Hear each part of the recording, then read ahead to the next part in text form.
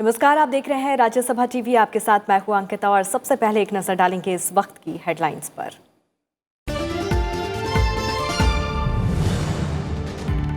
प्रधानमंत्री नरेंद्र मोदी आज दिल्ली स्थित विज्ञान भवन में आरोग्य मंथन के समापन समारोह की अध्यक्षता करेंगे। 2 दिवसीय आरोग्य मंथन समारोह का आयोजन आयुष्मान भारत PMJAY का 1 साल पूरा होने के अवसर पर किया जा रहा है।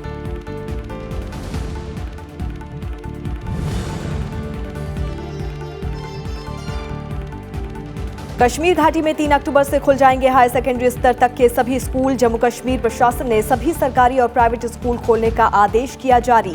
9 अक्टूबर तक घाटी में सभी कॉलेजों को भी खोलने का आदेश।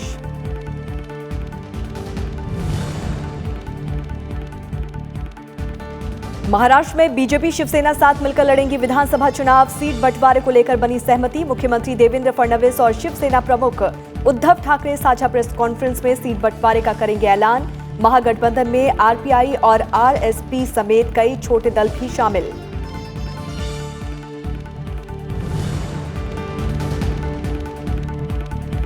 बिहार और उत्तर प्रदेश में लगातार बारिश से कई इलाकों में बाढ़ जैसे हालात। राहत और बचाव के काम में जुटी NDRF की टीमें। प्रधानमंत्री नरेंद्र मोदी ने मुख्यमंत्री नीतीश कुमार से बात कर ली ताजा हालात की जानकारी।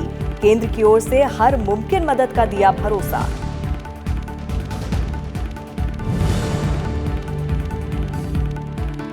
सार्वजनिक सेवा, विकास, ग्रामीण सशक्तिकरण और सामाजिक बुराइयों को लेकर राष्ट्रपिता महात्मा गांधी के विचार आज भी प्रासंगिक। दुनिया के लिए महात्मा के विरासत शीर्षक से उपराष्ट्रपति M वेंकैया नायडू का लेख। कहा, अपने विचार और कर्मों से महात्मा गांधी ने समय की रेत पर छोड़ी अमिट छाप।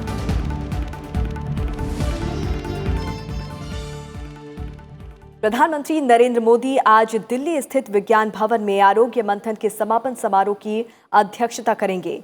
2 दिवसीय आरोग्य मंथन समारोह का आयोजन आयुष्मान भारत PMJAY का 1 साल पूरा होने के अवसर पर किया जा रहा है। प्रधानमंत्री इस अवसर पर आयुष्मान भारत के नए मोबाइल ऐप को लॉन्च करेंगे। प्रधानमंत्री Ayushman Bharat startup grand challenge का भी शुभारंभ करेंगे और इसके साथ ही इस अवसर पर एक स्मारक सिक्का भी जारी करेंगे। प्रधानमंत्री इस अवसर पर आयुष्मान भारत प्रधानमंत्री जन आरोग्य योजना के चुनिंदा लाभार्थियों से भी संवाद करेंगे।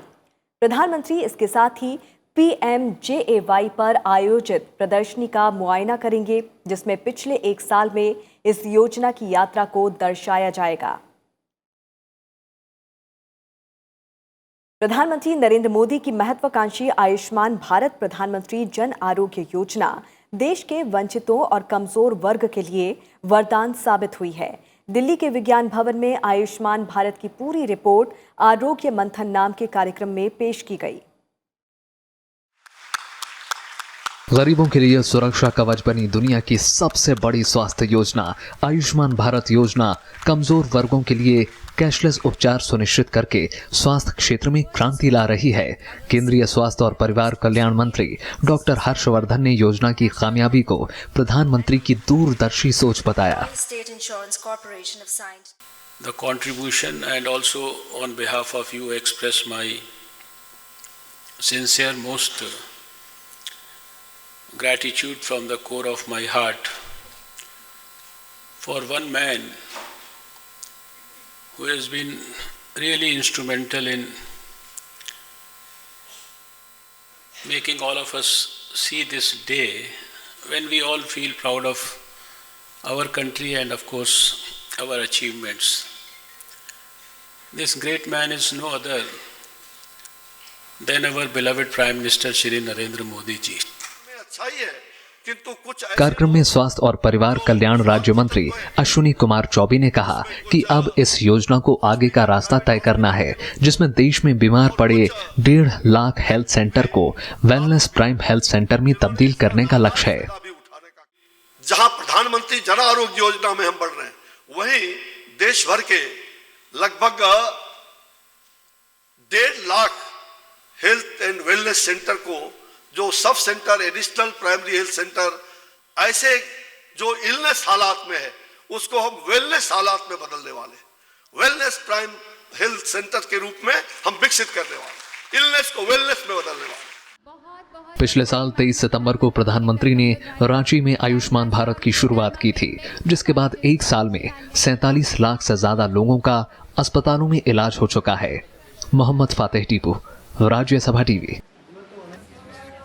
जम्मू कश्मीर में हालात पूरी तरह से सामान्य हो गए हैं और इसके बाद जम्मू कश्मीर प्रशासन ने बड़ा फैसला करते हुए घाटी में सभी स्कूलों को 3 अक्टूबर से खोलने का निर्णय लिया है।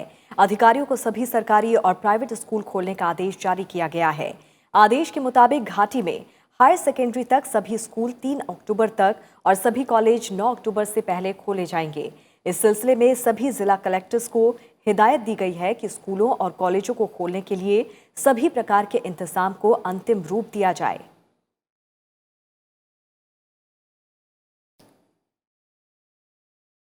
जम्मू कश्मीर में ब्लॉक विकास परिषद के चुनाव के लिए आज अधिसूचना जारी होने के साथ नामांकन की प्रक्रिया शुरू हो जाएगी। नामांकन भरने की आखिरी तारीख 9 अक्टूबर होगी और इसके अगले दिन नामांकन पत्रों की जांच होगी। 11 अक्टूबर नाम वापसी की आखिरी तारीख होगी। ब्लॉक विकास परिषद चुनाव 24 अक्टूबर को होगा। चुनाव के लिए वोटिंग सुबह 9 बजे से दोपहर 1 बजे तक होगी। इसके बाद उसी दिन दोपहर 3 बजे वोटों की गिनती भी शुरू कर दी जाएगी। राज्य में 316 ब्लॉक में से 310 ब्लॉकों में ब्लॉक विकास परिषद के चुनाव होंगे। और अब बात महाराष्ट्र और हरियाणा के चुनावी रण की।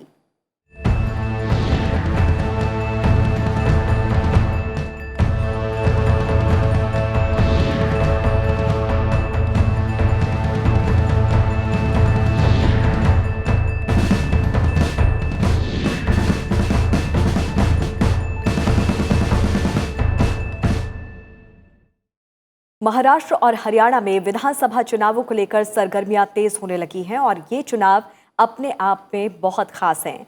5 महीने पहले हुए लोकसभा चुनाव के बाद ये पहला विधानसभा चुनाव है। अब सबकी निगाहें महाराष्ट्र और हरियाणा चुनाव पर टिकी हुई हैं। विधानसभा चुनाव की पल पल की खबरें आप तक पहुंचाने के लिए राज्यसभा टीवी ने भी खास तैयारी की है। हर रोज सुबह 9 बजे और दोपहर 1:30 बजे और रात 7 और 8 बजे आप चुनाव से जुड़ी खबरें राज्यसभा टीवी पर देख सकते हैं। शुरुआत करते हैं हरियाणा से।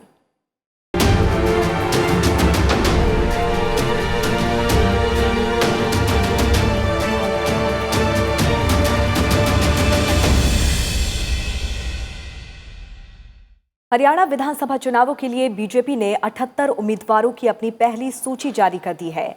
दिल्ली में बीजेपी केंद्रीय कार्यालय में बैठक के बाद उम्मीदवारों के नामों का ऐलान किया गया। हरियाणा में सीएम मनोहर लाल खट्टर एक बार फिर से करनाल से ही चुनाव लड़ेंगे, तो वहीं 3 अंतर्राष्ट्रीय खिलाड़ियों को बीजेपी ने चुनावी मैदान में उतारा है। मशहूर पहलवान और ओलंपिक पदक विजेता योगेश्वर दत्त बरौंदा से चुनाव लड़ेंगे और वहीं बबीता फोगाट चरखी दादरी से किस्मत आजमाएंगी। भारतीय हॉकी खिलाड़ी संदीप सिंह को पार्टी ने पेहोवा से मैदान में उतारा है। इसके अलावा हरियाणा बीजेपी के बड़े नेता और स्वास्थ्य मंत्री अनिल विज एक बार फिर से अंबाला से ताल ठोकेंगे, तो खट्टर सरकार में वित्त मंत्री रहे कैप्टन अभिमन्यु पिछली बार की तरह नारनौल से विधानसभा से किस्मत आजमाएंगे। महेंद्रगढ़ से रामविलास शर्मा और बीजेपी के प्रदेश अध्यक्ष सुभाष बराला को टोहाना से टिकट मिला है।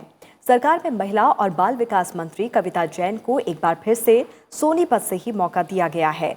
हरियाणा में 90 विधानसभा सीटों के लिए 21 अक्टूबर को वोट डाले जाएंगे, जबकि 24 अक्टूबर को वोटों की गिनती होगी।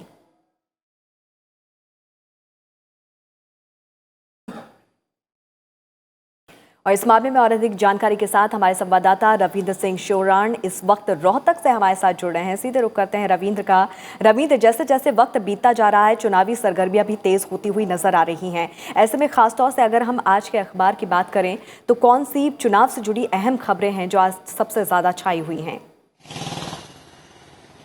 जी अंकिता, बिल्कुल। देखिए, जिस तरीके से भारतीय जनता पार्टी की पहली सूची कल आई है, जिसमें 78 लोगों के नाम शामिल किए गए हैं और 90 में से एक बड़ी बढ़त एक किस्म से हम कह सकते हैं कि बीजेपी ने 78 उम्मीदवारों की घोषणा करने के बाद की है।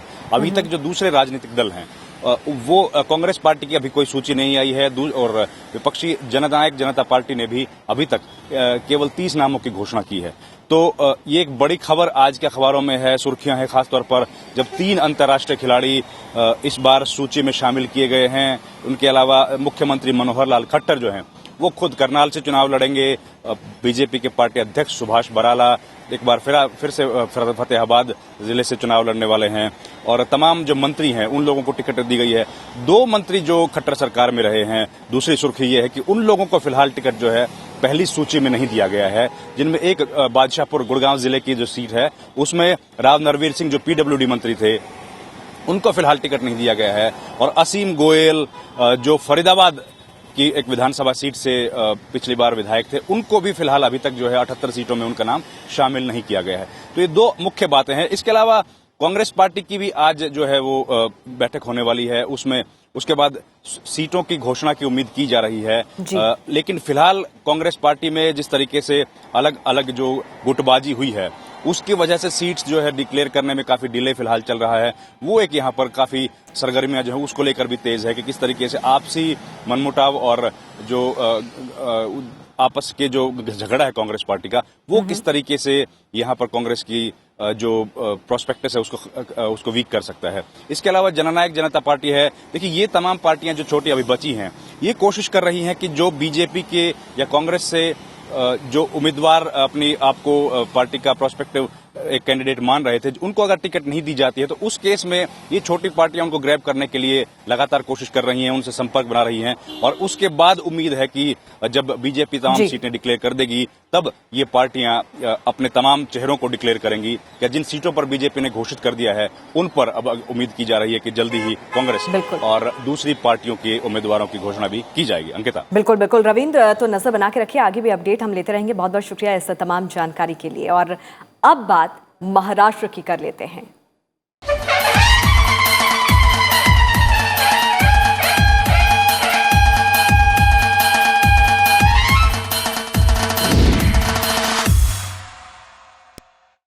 बीजेपी और शिवसेना ने सीटों के बंटवारे पर मुहर लगा दी है। ये जानकारी बीजेपी के वरिष्ठ नेता चंद्रकांत पाटिल ने दी। एक प्रेस विज्ञप्ति जारी करके बीजेपी, शिवसेना, आरपीआई, आरएसपी और अन्य पार्टियों के महागठबंधन की जानकारी दी गई। पाटिल ने बताया कि मुख्यमंत्री देवेंद्र फडणवीस और शिवसेना प्रमुख उद्धव ठाकरे सीट शेयरिंग की जानकारी एक संयुक्त प्रेस कॉन्फ्रेंस में देंगे। प्रेस विज्ञप्ति में कहा गया है कि पिछले 5 साल से राज्य का सफलतापूर्वक संचालन करने के बाद महाराष्ट्र सरकार ने मुख्यमंत्री देवेंद्र फडणवीस और शिवसेना पार्टी प्रमुख उद्धव ठाकरे के नेतृत्व में महाराष्ट्र को नई ऊंचाइयों पर ले जाएंगे।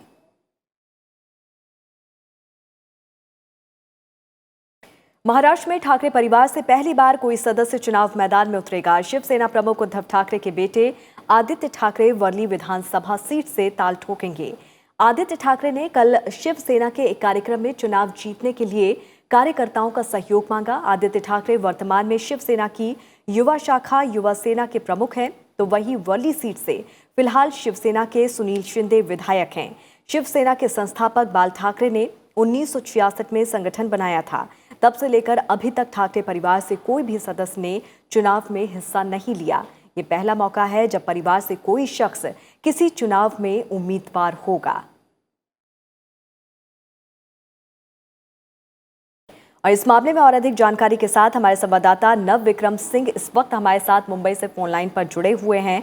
नव विक्रम, जिस तरह से चुनावी सरगर्मियां बढ़ती हुई नजर आ रही हैं और इस बीच एक सकारात्मक खबर भी मिल रही है, बीजेपी शिवसेना जल्द ही अपने उम्मीदवारों की घोषणा यहां पर करने वाले हैं। साथ ही साथ ठाकरे परिवार से पहली बार कोई उम्मीदवार चुनावी मैदान में उतर रहा है। आज के अखबारों में क्या कुछ खास है? जी बिल्कुल, यही सुर्खियां हैं आज के अखबारों की। यहाँ खास तौर पर अगर मुंबई की बात करें तो महाराष्ट्र में जो आदित्य ठाकरे पहली बार पूरे जो ठाकरे परिवार है उससे पहला चेहरा होंगे जो चुनाव लड़ेंगे। शिवसेना खास तौर पर तैयारी कर रही है, पूरी पार्टी। हमारी बात हुई जो शिवसेना के जो पदाधिकारी हैं उसके लिए खास कि इस जीत को बड़े से बड़े मार्जिन से सुनिश्चित किया जा सके। और इसके अलावा अखबारों में बीजेपी शिवसेना का जो अभी तक गठबंधन को लेकर कोई आधिकारिक ऐलान नहीं हो पाया है, उसको लेकर भी सुर्खियां, हालांकि कहा गया है कि करीब 162 सीट पर बीजेपी और 126 सीट पर शिवसेना चुनाव लड़ेगी। मैं आपको बता दूं कि जो इसमें सबसे अहम है कि शिवसेना, माना जा रहा है कि शिवसेना इस शर्त पर कम सीटों के लिए राजी हुई है कि उनकी तरफ से यानी शिवसेना का उप मुख्यमंत्री होगा, और वो संभावित है कि आदित्य ठाकरे के लिए ही इस बार चुनाव, आदित्य ठाकरे को इसीलिए ही चुनाव लड़ाया जा रहा है ताकि वो उप मुख्यमंत्री बन सके। तो इस तरीके की जो चुनावी खबरें हैं वो मुख्य तौर पर अखबारों में है। इसके अलावा जो सबसे एक अहम खबर आ रही है अखबारों में वो है कि जो कांग्रेस और एनसीपी के लगातार जो विधायक हैं या पूर्व विधायक, और जो यहाँ तक कि जो जिन्हें टिकट तक मिल चुका है उनमें वो भी कुछ लोग बीजेपी में शामिल हो रहे हैं। तो एक तरह से जो विपक्ष की तरफ से तमाम दावे किए जा रहे हैं कि इस बार जो स्थानीय मुद्दों पर चुनाव होगा और कांग्रेस और एनसीपी गठबंधन को बढ़त है, तो उन दावों को ये खारिज कर रहा है, क्योंकि महाराष्ट्र की राजनीति में कांग्रेस एनसीपी कहीं न कहीं एक अलग, इनके पास एक अपना मजबूत काडर वोट है, लेकिन उसके जो नेता, स्थानीय नेता ही हैं, वो एनडीए की तरफ लगातार रुख कर रहे हैं। बिल्कुल बिल्कुल अर्नब विक्रम, सीटों को लेकर किस तरह से समीकरण बनेगा ये भी देखना दिलचस्प होगा। बहुत बहुत शुक्रिया तमाम जानकारी के लिए। तो महाराष्ट्र में चुनाव आयोग मतदान की तैयारियों में जुटा हुआ है। मत प्रतिशत बढ़ाने के साथ ही सुरक्षा के भी पुख्ता इंतजाम किए गए हैं। चुनाव तैयारियों पर मुख्य निर्वाचन अधिकारी बलदेव सिंह से बात की हमारे संवाददाता नव विक्रम सिंह ने। इलेक्शन सभी जगह शांतिपूर्वक, निष्पक्ष, पारदर्शी, एक्सेसिबल रहे सबके लिए, इसके लिए सुरक्षा के सभी इंतजाम हमने पूरे कर लिए गए हैं। जो सिक्योरिटी फोर्सेस हमें केंद्र शासन से चाहिए थी वो भी हमें मंजूर हो गई हैं। पूरा सिक्योरिटी डिप्लॉयमेंट प्लान जो है वो बनाया गया है पूरे राज्य का और हर जिले का और हर जो निर्वाचित क्षेत्र है। इसमें विशेष जो है नक्सलाइट या लेफ्ट विंग एक्सट्रीमिज्म के जो एरिया हैं, चाहे वो गोंदिया हो, गढ़चिरौली हो, उसके लिए विशेष सुरक्षा की जो व्यवस्था हमने की है ताकि जो वोटर्स हैं उनको किसी भी प्रकार की असुविधा ना हो, जो हमारे पोलिंग ऑफिसर्स हैं उनको किसी प्रकार की असुविधा ना हो, उनको पूरी सुरक्षा दी जा सके और टाइम पे चुनाव करवाए जाएं उन एरिया में। उसके लिए जो जो इंतजाम करने जरूरी थे वो सारे इंतजाम हमने वहां कर लिए हैं। और फिलहाल विधानसभा चुनावों से जुड़ी खबरों को देते हैं विराम। आज रात 7 और 8 बजे हम बात करेंगे महाराष्ट्र और हरियाणा के उन राजनीतिक चेहरों की जिन्होंने 2014 में लोगों को न सिर्फ अप्रत्याशित तौर पर चौंकाया, बल्कि इस बार भी जिनके नेतृत्व पर सभी की निगाहें टिकी हुई हैं।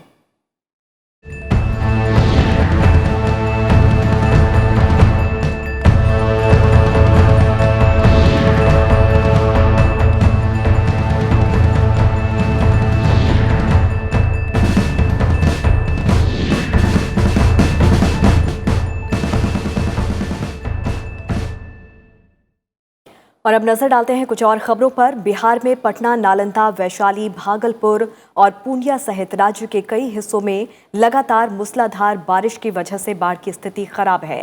पटना के निचले इलाकों में पानी भर गया है। राज्य में बारिश और बाढ़ से जुड़ी घटनाओं में अब तक 28 लोगों की मौत हो चुकी है। आम जनजीवन बुरी तरह से प्रभावित हुआ है। वायुसेना ने हेलीकॉप्टर की मदद से कई जगहों पर खाने के पैकेट भी लोगों में बांट रहे हैं। हालात को देखते हुए मुख्यमंत्री नीतीश कुमार ने पटना शहर और उसके आसपास के जलमग्न इलाकों का हवाई सर्वेक्षण किया। मुख्यमंत्री ने इसके बाद एक उच्च स्तरीय बैठक में राज्य में भारी बारिश से प्रभावित और बाढ़ग्रस्त इलाकों की स्थिति की जिला स्तरीय अधिकारियों के साथ वीडियो कॉन्फ्रेंसिंग के जरिए समीक्षा की और आवश्यक निर्देश दिए। प्रधानमंत्री नरेंद्र मोदी ने मुख्यमंत्री नीतीश कुमार से बात की है। प्रधानमंत्री ने उनसे सभी संभावित सहायता मुहैया कराने का भरोसा दिया है। प्रधानमंत्री ने ट्वीट किया है कि प्रभावित लोगों की मदद के लिए स्थानीय प्रशासन के साथ मिलकर सभी एजेंसियां काम कर रही हैं। केंद्र सरकार सभी संभावित सहयोग मुहैया कराने के लिए तैयार है, जिसकी जरूरत होगी। उत्तर प्रदेश में बारिश से लोगों को थोड़ी राहत मिली है, लेकिन रेल और सड़क यातायात पिछले कुछ दिनों की भारी बारिश की वजह से अभी भी प्रभावित हैं। बलिया और बांसडीह मार्ग पर रेल पटरियों को पहुंचे नुकसान के कारण बलिया छपरा मार्ग पर रेल यातायात रोक दिया गया है। कुछ गाड़ियों को दूसरे मार्ग से चलाया जा रहा है। रेल मार्ग की मरम्मत का काम जारी है। राज्यसभा के 250वें सत्र को यादगार तरीके से मनाने की तैयारियां शुरू हो गई हैं, जहां एक तरफ इसके लिए गरिमामयी लोगों के लिए प्रतियोगिता आयोजित की गई है, तो वहीं स्मृति ग्रंथ छापने की भी तैयारी की जा रही है। आगामी शीतकालीन सत्र के दौरान राज्यसभा का 250वां सत्र होगा। राज्यसभा सभापति एम वेंकैया नायडू ने इसे समारोह के रूप में मनाने के प्रस्ताव को सिद्धांततः अनुमोदन दे दिया है। इस मौके पर सांसदों और अन्य विशिष्ट लोगों के लेखों का संकलन कर भारतीय संसदीय लोकतंत्र में राज्यसभा की भूमिका नाम से ग्रंथ भी प्रकाशित होगा। इसमें सामाजिक बदलाव और आर्थिक परिवर्तन, गहन विधायी जांच, संघवाद की मजबूती, राज्यों से संबंधित विशिष्ट मुद्दे और अन्य अहम मुद्दों में राज्यसभा की भूमिका और योगदान पर चर्चा होगी। सांसदों से इस बारे में अपने अनुभवों को साझा करने का अनुरोध किया गया है, लेकिन लेखों को शामिल किए जाने को लेकर आखिरी फैसला सभापति की ओर से होगा। दिल्ली में इस Gandhi path the right way forward for the conflict frown world today शीर्षक से आयोजित सेमिनार को पूर्व राष्ट्रपति प्रणब मुखर्जी ने संबोधित किया। इस मौके पर उन्होंने राष्ट्रपिता महात्मा गांधी के विचारों का जिक्र करते हुए उन्हें मौजूदा दौर में और अधिक प्रासंगिक बताया। To move forward united in ever-widening thought and action, and most of all, he did not want us to convert the celebration of his life and message into a mere ritual. The ideals that Gandhiji espoused are part of our collective living heritage. This heritage is deeply imbued with the idea of being one people. उपराष्ट्रपति M Venkaiah Naidu ने दैनिक अखबारों में राष्ट्रपिता महात्मा गांधी को याद करते हुए दुनिया के लिए महात्मा की विरासत शीर्षक से लेख लिखा है। उपराष्ट्रपति ने अपने लेख में लिखा है कि गुजरात के पोरबंदर में एक असाधारण व्यक्तित्व मोहनदास करमचंद गांधी का जन्म हुआ। अपनी नई जमीन तोड़ने वाले विचारों और कर्मों से वो महात्मा बनकर उभरे और समय की रेत पर अमिट छाप छोड़ गए। आज जब उनकी 150वीं जयंती पर हम राष्ट्र और मानवता को उनके अथाह योगदान को याद कर रहे हैं, तो दुनिया को उन्होंने जो कभी खत्म न होने वाला खजाना सौंपा है, उसे देख अचंभित रह जाते हैं। वो भारतीय थे और इतिहास के सबसे निर्णायक दौर में वो हमारे नेता रहे हैं। यह हमें असीम गर्व से भर देता है। हाल ही में प्रधानमंत्री नरेंद्र मोदी ने बिल्कुल ठीक कहा कि दुनिया आज जब जलवायु परिवर्तन, आतंकवाद और भ्रष्टाचार की बढ़ती समस्याओं से जूझ रही है, तो गांधीवादी सिद्धांत नैतिक दिशा दर्शन का काम करते हैं। भारतीयों के रूप में हमारे लिए ये गर्व की बात है कि संयुक्त राष्ट्र ने 2 अक्टूबर को अंतर्राष्ट्रीय अहिंसा दिवस घोषित किया है। क्या गांधी जी के सिद्धांतों के लिए मानवता की इससे बढ़कर कोई श्रद्धांजलि हो सकती है? जब हम अपनी राजनीतिक तंत्र की गुणवत्ता और शासन सुधार पर विचार करते हैं, तो स्वराज और सुशासन पर उनके विजन को याद करना प्रासंगिक होगा। 2 जनवरी 1937 को हरिजन में उन्होंने लिखा, स्वराज की मेरी अवधारणा के बारे में कोई गलतफहमी ना हो। एक छोर पर राजनीतिक स्वतंत्रता है, तो दूसरे छोर पर अर्थशास्त्र। गांधी जी का ग्राम स्वराज का सपना आज अधिक प्रासंगिक हो गया है, जब प्रधानमंत्री नरेंद्र मोदी के नेतृत्व में गांवों को टिकाऊ और संपूर्ण विकास के मॉडल से सशक्त बनाकर शहरी ग्रामीण का फर्क मिटाने के प्रयास हो रहे हैं। दिल्ली सरकार की हिंदी अकादमी ने सम्मान अर्पण समारोह में मशहूर हिंदी साहित्यकार डॉक्टर विश्वनाथ त्रिपाठी को 2018-19 शलाका सम्मान से सम्मानित किया है। हिंदी अकादमी का शिखर सम्मान शीला झुनझुनवाला को दिया गया, तो वहीं विशिष्ट योगदान सम्मान सुधाकर बाबू पाठक को दिया गया। इस साल सम्मान के लिए चुने गए लोगों को दिल्ली के कमानी सभागार में आयोजित कार्यक्रम में सम्मानित किया गया। हिंदी अकादमी राष्ट्रीय राजधानी के लेखकों, साहित्यकारों, पत्रकारों और कवियों को हिंदी साहित्य में उत्तम योगदान के लिए सम्मानित करती है।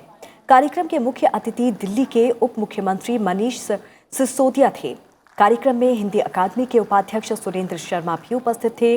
काव्य सम्मान के लिए माणिक वर्मा, गद्य विद्या सम्मान के लिए डॉक्टर शिवराज सिंह बेचैन, ज्ञान प्रौद्योगिकी सम्मान के लिए डॉक्टर यतीश अग्रवाल, बाल साहित्य सम्मान के लिए घमंडी लाल अग्रवाल, नाट्य सम्मान के लिए राधा वल्लभ त्रिपाठी, हास्य व्यंग्य सम्मान के लिए वरुण ग्रोवर, अनुवाद सम्मान के लिए हरजेंद्र चौधरी, पत्रकारिता सम्मान इलेक्ट्रॉनिक मीडिया के लिए सुप्रिय प्रसाद, हिंदी सेवा सम्मान के लिए सलिल चतुर्वेदी और सहभाषा सम्मान के लिए डॉक्टर पृथ्वी सिंह को सम्मानित किया गया।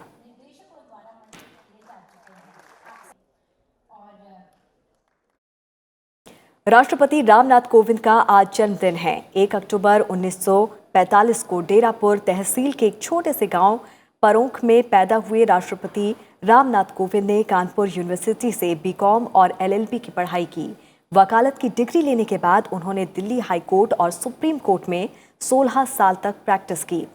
प्रधानमंत्री नरेंद्र मोदी ने राष्ट्रपति रामनाथ कोविंद को उनके जन्मदिन पर शुभकामनाएं दी हैं।